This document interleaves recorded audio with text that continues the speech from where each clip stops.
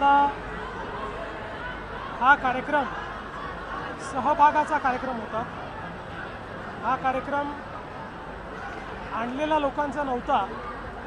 Organically गेले काही दिवस विविध इव्हेंट्सच्या माध्यमातून जे नागपुरामध्ये कार्यक्रम चालले आहेत त्याचं कल्मिनेशन या ठिकाणी झालं आणि आपण बघितलं जवळपास 1.5 लाख तरुणांनी यामध्ये पार्टिसिपेट केलेलं आहे। आजही आपण बघितलं जवळपास 20 ते 25 हजार लोक संपूर्ण रेशीमबाग ग्राउंड भरलेला आहे आणि आज महाराष्ट्राची खरी जेनझी आपण बघितली 4100 जवळपास 4100 मुलं आणि मुली ढोल ताशा घेऊन या ठिकाणी त्यांनी एक नवीन वर्ल्ड रेकॉर्ड तयार केला।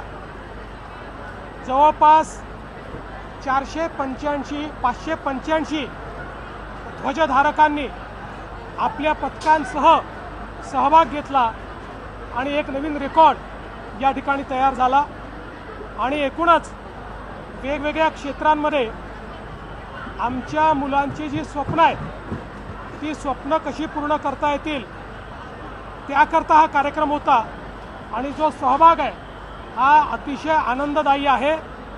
आमच्या जेनझीची दिशा काय आहे ते दाखवणारा हा कार्यक्रम होता। राहुल गांधींनी महिला स्वातंत्र्यासंदर्भात काही प्रश्न उपस्थित केले। महिला स्वातंत्र्यासंदर्भात काही प्रश्न उपस्थित पहिल्यांदा तर काल चित्राताईंनी जो प्रश्न विचारला त्याचं उत्तर राहुल गांधींनी दिलं पाहिजे।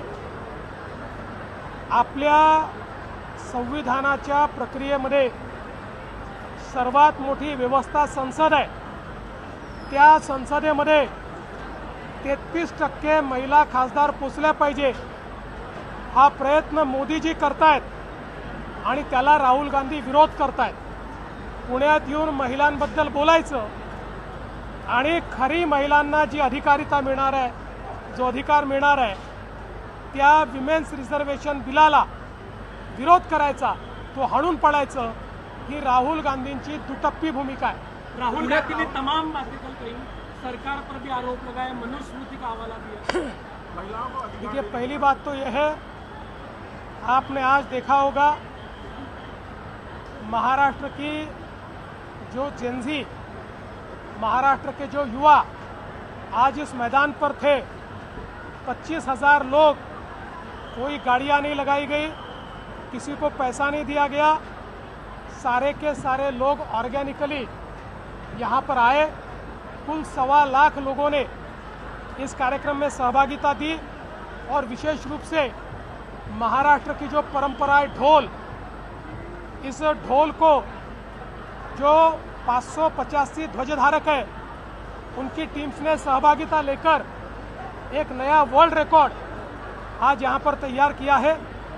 और शिक्षा हो, कौशल्य हो, स्टार्टअप हो, स्पोर्ट्स हो, कला हो, हर चीज़ में एक बड़ी सहभागिता हमारे जेनजी की दिशा क्या है ये दिखाने वाला ये कार्यक्रम था।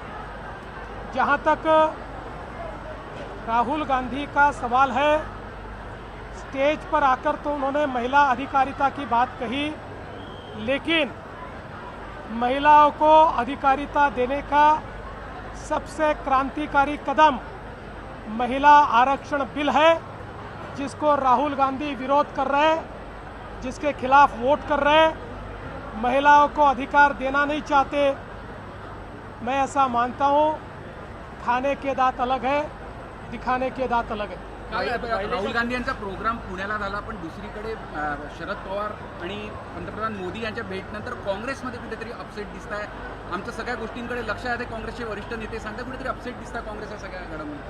काँग्रेस हा दिशाहीन पक्ष आहे आणि अलीकडच्या काळामध्ये त्या पक्षामध्ये भोलगेवडे लोक, बोलघेवड्यांचा पक्ष तो झालेला आहे। बोल बच्चन रोज करायचे आणि टीव्हीच्या माध्यमातून रेलेव्हंट राहायचं, एवढंच काम त्यांचं आहे। जमिनीशी टच संपलेला आहे, केवळ स्टेटमेंट देणं एवढ्यापुरता हा पक्ष मर्यादित आहे। राहुल गांधींनी आदिवासी विद्यार्थी असेल किंवा महिला सुरक्षेच्या प्रश्नावर बोट ठेवलं, मला असं वाटतं आदिवासी विद्यार्थ्यांकरता जेवढे निर्णय या महाराष्ट्रात झाले इतर कुठेही झाले नाही. विशेषतः आदिवासी स्वयं योजना एकमेव राज्य महाराष्ट्र आहे की हॉस्टेलमधल्या जागा संपल्यानंतर 20,000 मुलांना 60,000 रुपये प्रत्येकी रूम घेऊन राहायला, जेवायला आणि अभ्यास करायला देणारं हे एकमेव राज्य आहे. त्यामुळे मला असं वाटतं, आणि खरं म्हणजे मी विद्यार्थीच असतात, पण आपण आलेले जे विद्यार्थी नेते होते, बोलणाऱ्या सगळे मी म्हणत नाही, पण काही विद्यार्थी नेते होते, यांचं बॅकग्राऊंड जर तपासलं तर ते कुठल्या पक्षाचं काम करतात हे आपल्या लक्षात येतं. SIR संदर्भामध्ये फटका सगळ्यात जास्त तुम्हाला बसलाय. नागपूर लोकसभा मतदारसंघामध्ये 25 लाखापैकी 9.5 लाख मतं जी आहेत ती कमी झाले आहे. ठाणे असेल, नागपूर असेल, आगामी काळामध्ये झेंझी किंवा राज्यातील 45 मतदार पुन्हा व्हावे यासाठी काय प्रयत्न होणार? असं आहे की अजून प्रक्रिया संपलेली नाही. पहिली प्रक्रिया आता संपते आहे. त्यानंतर जे डाऊटफुल आहेत त्या डाऊटफुलवर पुन्हा अनुसंधान होईल आणि फायनली लिस्ट येईल. त्यामुळे यातले बरेच लोक पात्र होतील. मुळामध्ये या SIR प्रक्रियेचा फायदा काय आपल्याला सांगतो. एकट्या माझ्या मतदारसंघामध्ये 23,000 मृत नावं होते. 23,000 कशाला म्हणतात याचा अर्थ याद्या किती गडबड होत्या हे आपल्याला पाहायला मिळतं. डुप्लिकेट नावं 20,000 म्हणजे याद्यांमध्ये किती त्या ठिकाणी वाईट याद्या होत्या. याद्या चांगल्या होत आहेत. आम्ही प्रयत्न करू, कारण प्रत्येक पक्षाला BLA दिलेला आहे, प्रत्येक पक्षाला, आणि BLAचं कामच हे आहे की एकही वैध मतदार बाहेर राहू नये.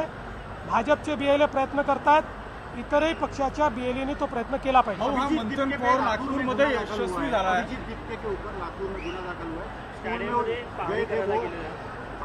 ठीक है, मैं उसकी जानकारी लेके बात करूँ. हो, हा नागपूरमध्ये यशस्वी झालेला तरुणाईचा प्रयोग तुम्ही राज्यात राबवणार का? तुमचे संकल्प राज्यात असे प्रयोग चाललेलेच आहेत. तरुणाईला योग्य दिशा दाखवली, हीच तरुणाई विकसित भारत आणि विकसित महाराष्ट्र तयार करणार आहे. त्यामुळे त्यांना योग्य दिशेने नेणं आमचं कर्तव्य, आम्ही ते करून टाकू.